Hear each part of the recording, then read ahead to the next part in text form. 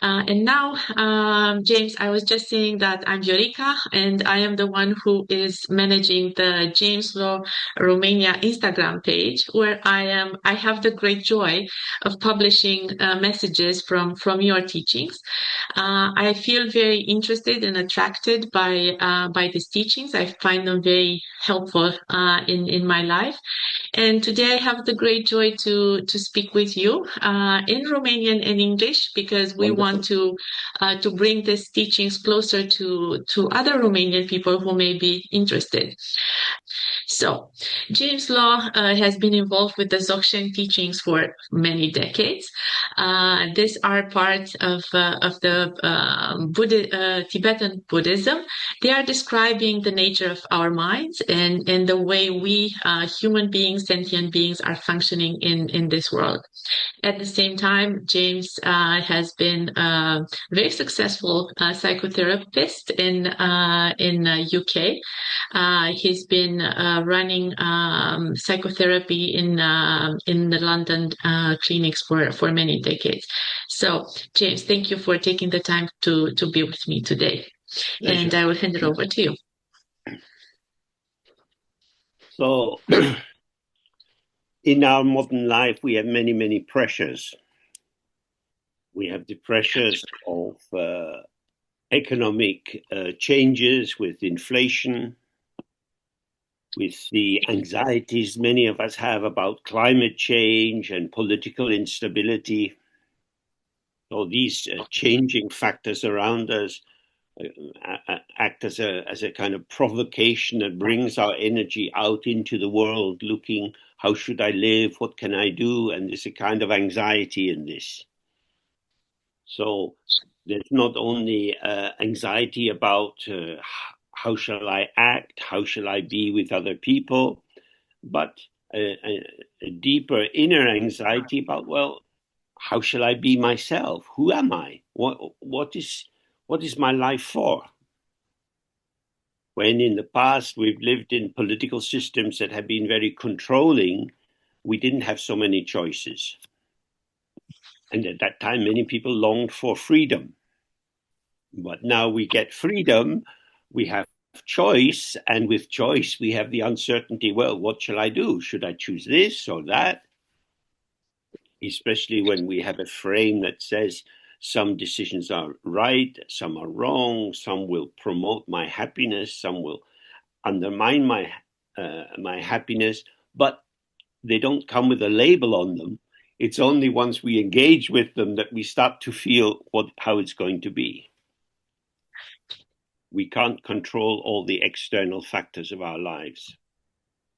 But the Dzogchen teachings suggest that what we can do is become more familiar with the processes which generate our thoughts, feelings, memories, and so on. We often feel that we are struggling to hold our life together. It's all up to me. I have to carry this burden of decision-making, this decision-making in a dynamic field of uncertainty. And we often feel persecuted by the hope that our life can be sorted. Our problems will go down, and then we'll know who we are and what to do. That we can come to some island of safety, some conclusion, some full stop. Oh, I've arrived. I'm okay. But what we encounter when we observe our embodied being is we breathe in, we breathe out. We drink, and then we have to go to the toilet. Our life is a process of engagement. It's not a thing. When we act, we shift the balance of factors around us. And these environmental factors act on us, and we get shifted by them. So we are in an integrated system of mutual influence. So actually, we don't have to make so many choices. If we stay in contact, in open contact with the changes which are within us and around us, then we find that we can relax into the dynamic nature of our experience. For example, if you have a friend who's just had a baby and you see the baby's face, you don't have to think what to do. Somehow you find you're smiling and your eyes are opening as you engage with this wonderful new life. If somebody is sweet to us, we relax and open. And if someone is critical, we tend to tense up and become uncertain and wary of what will happen. Now, we don't have the ability to only choose happiness. So if we think happiness is good, but grief and sadness and depression and anxiety are bad, then we are always trying to edit our existence. We want to have a garden which only has flowers and no weeds. But the wind blows and the seeds of the weeds comes into our garden, and we have to work with that. So maybe there is a middle way between trying to control whatever is occurring or feeling we're at the mercy of the changing events. For example, if we're at a party and there's some music, we can dance. The music comes into us and our body responds into the rhythm.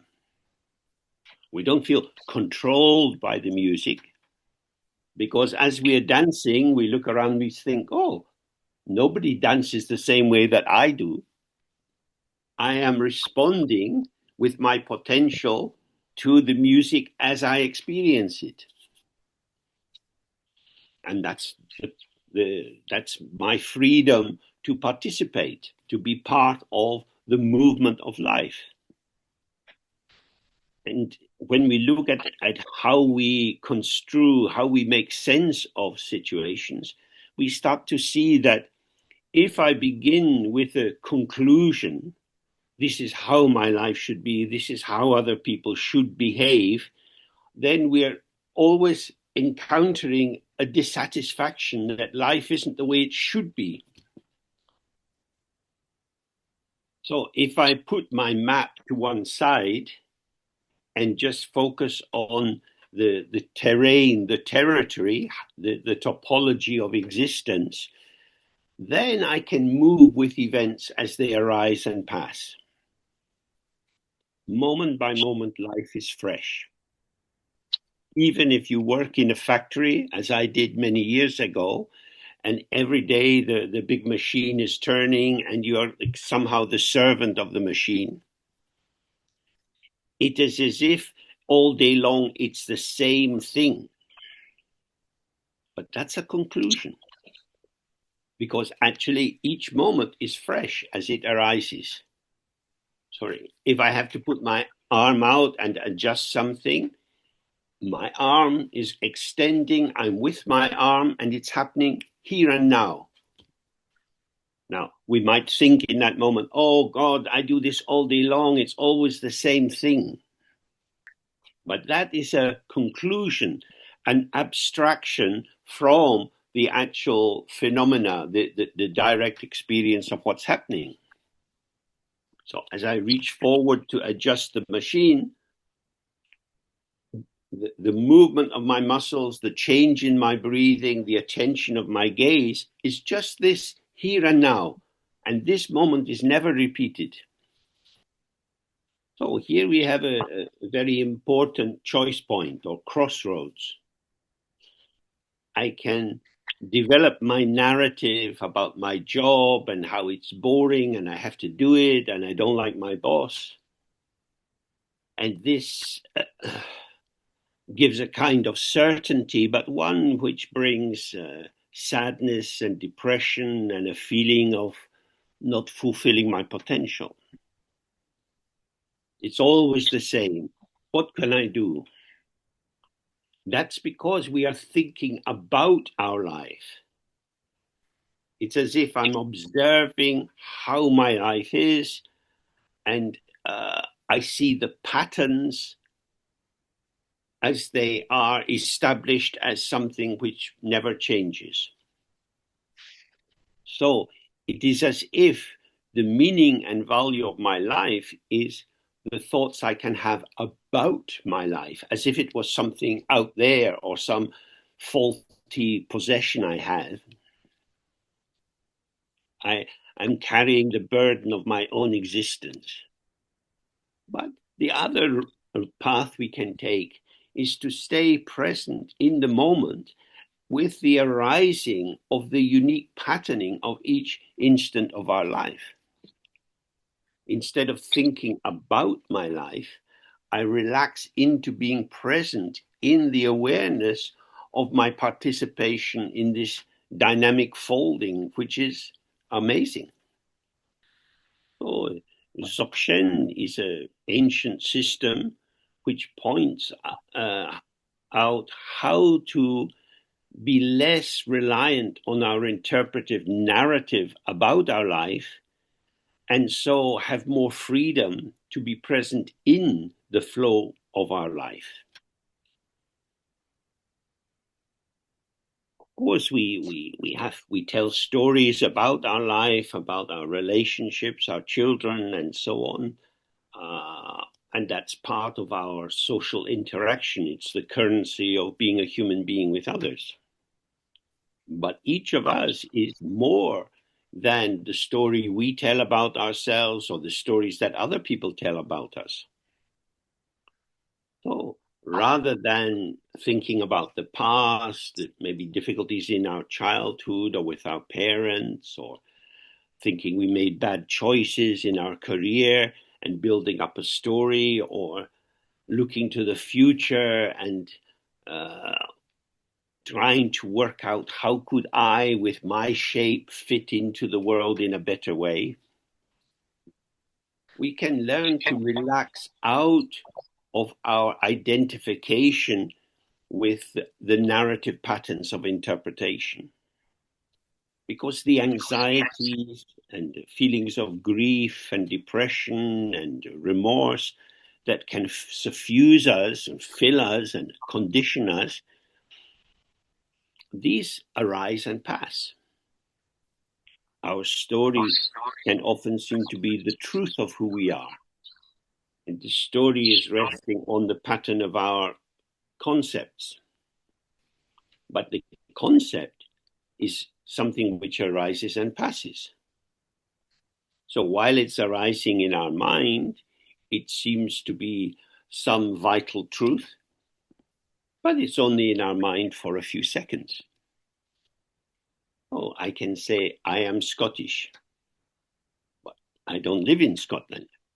So being Scottish is a kind of abstract identity because I live in London. And living in London, everything I do is in relation to the environment around me. I've been living on the same road for many, many years. And I can say what my address is. And this seems fixed and definitive. But when I go out of my front door, I don't know what I'm going to see. I don't know who's going to be walking on the road, or the dogs, or how the cars are parked. So the idea of my address seems reliable and predictable, but the actuality, the direct immediacy of my experience is unpredictable, unknowable. Now, if I feel that I will only be safe if I can know in advance what will happen, then I'm going to be very unhappy, because factors are changing and moving all the time. You just need to watch the weather forecast on the television. At this time of the year, if the wind is blowing down from Siberia, we get very, very cold. But the wind is pretty unreliable. You put on a big warm coat in the morning, but by midday the sun is shining, and then you're thinking, oh, I'm getting very hot. Our life is actually the conversation that we have with the ever-changing circumstances around us. And we also are a circumstance for other people, because our mood determines our availability, and this impacts other people when they come in contact with us. Now, we've all spent many years going to school and learning facts and skills which could be useful. But it's unlikely that anybody has said, stay present with this precise moment of your life. How is it? So when we ask, how is it? We are attending to the flow of experience. But if we say, what is it? That's an encouragement to come to a conclusion. So if we're learning mathematics or we're studying literature and we have an exam, it's always what is the function of this character in the play? It's encouraging us to think of abstract factors which we can move around to create a pattern which the teacher and other people say is correct. But in our life, moment by moment, how shall we proceed? That's not an abstract question. It's not theoretical. Sorry, it's not theoretical. For example, if you want to go walking in the hills, you can get a map and work out a nice route to contour around the hillside. You think, oh, that will take about 3 hours. So you have a sandwich and some water in your little backpack.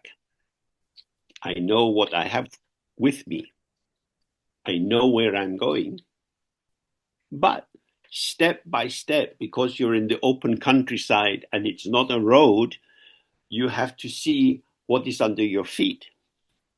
When you go to put your foot on a rock, you have to feel whether it's stable or not. Because if it suddenly twists, you can twist your ankle and then you're up on the hillside and you can't walk.